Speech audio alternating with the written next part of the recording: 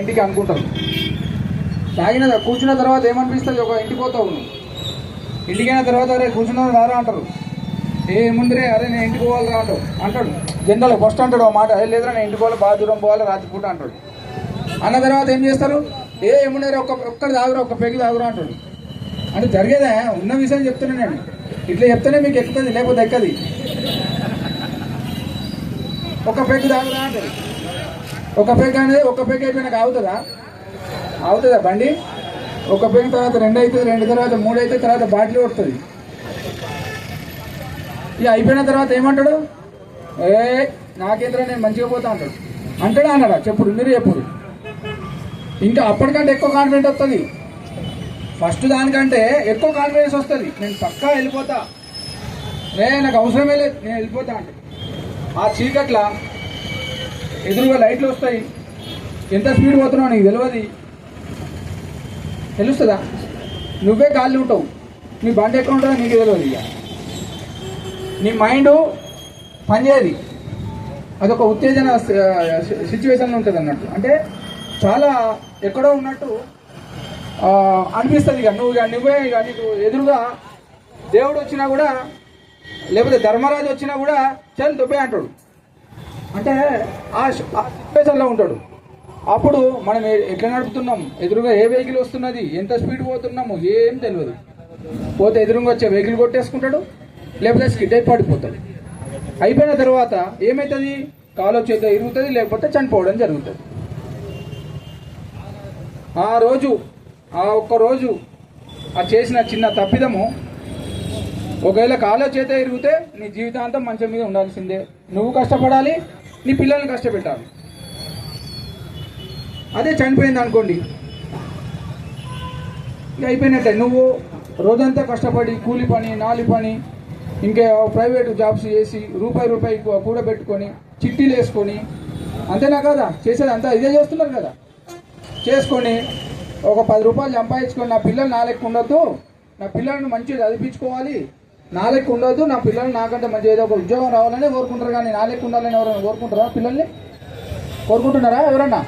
ఏ తల్లిదండ్రులు కోరుకుంటారా? నా పిల్లగాడు లేకపోతే నా బిడ్డ కానీ నా కొడుకు కానీ నాకన్నా మంచిది. ఇప్పుడు నేనున్నా, నా కొడుకు నా బిడ్డను నేను నాకంటే మంచిగా ఉండాలని కోరుకుంటా. మీ కొడుకుని మీ బిడ్డను నీకంటే మంచిగా ఉండాలని కోరుకుంటారా లేదా? అందుకే కష్టపడేది. కానీ మనం చేసే తప్పిదం ఏమవుతుంది మన స్వయం కృతాపరాధం. గుర్తుపెట్టుకోండి, ఇది దేవుడు ఏదో ముసలోడు అయిన తర్వాత రోగం వచ్చో లేకపోతే ఇంకోటి వచ్చో చనిపోతే ఎవరు కూడా అంత సరే అయిపోయింది, ఉన్న రోజులు మంచిగా బతికి అంటారు. కాకిలే ఉన్న రోజులు మంచిగా బతికింది, చనిపోయింది అని అనుకొని ఊరుకుంటారు. మనం మంచిగా ఉండి మన తప్పిదం వల్ల మనం తాగో, లేకపోతే రాంగ్ రూట్లో పోయో, ఓవర్ స్పీడ్గా పోయో, ట్రిపుల్ రైడింగ్లు చేసో చనిపోతే ఏమనుకుంటాం? అది ఎవరి తప్పది? ఎవరిది తప్పు? 100% మనది తప్పు. కాబట్టి ఒక్కసారి గుర్తుంచుకోండి, ఒక్కసారి ఆలోచించుకోండి. మీరు ఎట్టి పరిస్థితుల్లో మీ జీవితం అనే పుట్టుక అనేది మళ్ళీ రాదు. వస్తుందా? ఇది మన అదృష్టవంతులం. వచ్చిన దాన్ని మన మధ్యలో మనమే ఉంచేసుకుంటున్నాం. కాబట్టి మీ పిల్లల్ని కానీ మిమ్మల్ని నమ్ముకొని ఉన్నటువంటి తల్లి లేకపోతే భార్యను మిమ్మల్ని రోడ్డు మీద వేయకండి 100%. ఓకేనా? మీరు తాగి బండి పట్టుకుంటే మీ ఫ్యామిలీ గుర్తుకు రావాలి. హెల్మెట్ లేకుండా మీరు పోతుంటే మీ ఫ్యామిలీ గుర్తుకు రావాలి. గుర్తొచ్చినప్పుడే మీరు సక్రమంగా ట్రాఫిక్ రూల్స్ పాటిస్తారు. లేకపోతే నాకేమవుతుంది అంటే ఒకరోజు మనకు అవుతుంది, 100% అవుతుంది.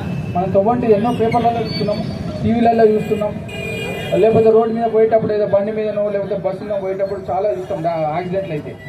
ఏమనుకుంటాం పోయేటప్పుడు? అయ్యో పాపం ఎవరు చనిపోయారు అనుకొని ఉంటాం, అక్కడ వెళ్ళిపోతాం. మన ఇంటికాడ మనకే మనలోకి ఎవరికైనా జరిగిందనుకోండి, వస్తారు చుట్టాలు వస్తారు, బంధువులు వస్తారు, వారం రోజులు ఉంటారు, 10 రోజులు ఉంటారు, లేకపోతే 4 రోజులు ఉంటారు. తర్వాత ఎవరి పని వాళ్ళు వెళ్ళిపోతారా? నీ ఫ్యామిలీ గురించి ఎవరైనా పట్టించుకుంటారా? ఎవరు పట్టించుకుంటారు? అయ్యో పాపం అంటారు. మా అంటే బాగా దగ్గర అయితే 4 రోజులు ఉంటారు. 4 రోజులు ఉన్న తర్వాత మళ్ళీ నీ మొహం కూడా ఎవరు చూడరు. చూస్తారా? చూడరు. మన పని మనమే చేసుకోవాలి, మన పిల్లలు మనమే చేసుకోవాలి, పెద్ద చేసుకోవాలి. కాబట్టి ఇవన్నీ నేను ఎందుకు చెప్తున్నా అంటే నిత్యం జరిగేవి, నిత్య సత్యాలు మన కళ్ళ ముందు చాలా జరుగుతున్నాయి. ఈ మన వరకు వచ్చినప్పుడు మాత్రం దాని యొక్క పెయిన్ బాధ అనేది అర్థమవుతుంది. ఓకేనా? మీరే ఆలోచించుకోండి. మీ యొక్క బంధువులకో లేకపోతే మీ యొక్క రిలేటివ్స్కో లేకపోతే మీ ఊళ్ళో జరిగిన యాక్సిడెంట్ అయ్యి చనిపోతే ఎట్లుంటుంది అనేది మీరు ఒక్కసారి ఆలోచించుకోండి. వాళ్ళ యొక్క పరిస్థితులు ఒక్కసారి మీరు చూస్తే అర్థమవుతుంది. ఓకేనా? కాబట్టి అందరూ కూడా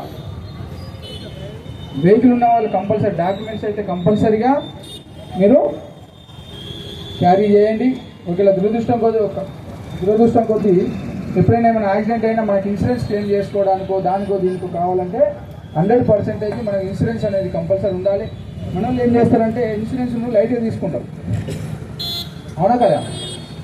ఇన్సూరెన్స్ను మనం ఏమైతే ఇన్సూరెన్స్ ఏమి కట్టుకుంటాం అనుకుంటాం, కానీ చిన్నదానికి పెద్దదానికి అది మనకు ఏమైనా అయిందనుకోండి ఇన్సూరెన్స్ మనల్ని కాపాడుతుంది, మన కుటుంబాన్ని కాపాడుతుంది. కాబట్టి driving licence, insurance, RC paper ఇవన్నీ కూడా ఖచ్చితంగా మీ యొక్క బండిలో కంపల్సరీగా ఉండాలి. వెహికల్ చెకింగ్ చేసినప్పుడు మాకు చూపెట్టాలి. హెల్మెట్ అది మీ సేఫ్టీ గురించే.